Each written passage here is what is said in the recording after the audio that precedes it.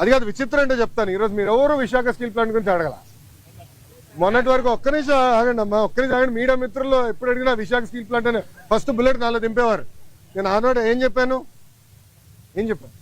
ప్రైవేటీకరణ జరగనీయము, అవ్వదు, mark my words అని చెప్పా. ఈరోజు కట్టుబడి ఉన్నా స్వామి, మేము కట్టుబడి ఉన్నాం.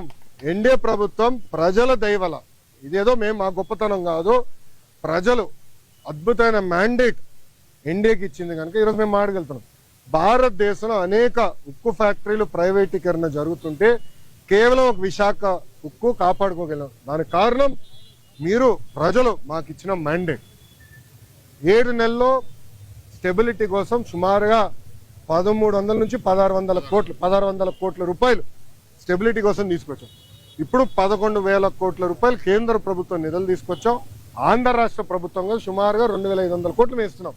ఇది by way of water, by way of power stability ఇచ్చడానికి. సో ఉక్కు ఫ్యాక్టరీలో ఉన్న ఉద్యోగస్తులను కూడా కోరేది ఏంటంటే, ఇది రెండోసారి మన కేంద్ర ప్రభుత్వం బెయిలౌట్ ఇస్తుంది.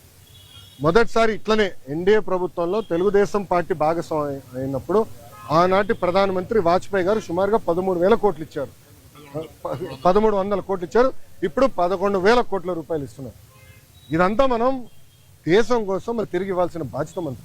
ఇదంతా ఎక్విటీ రూపంలో వస్తుంది, అప్పు కింద కాదు, మొత్తం ఎక్విటీ రూపంలో వస్తుంది.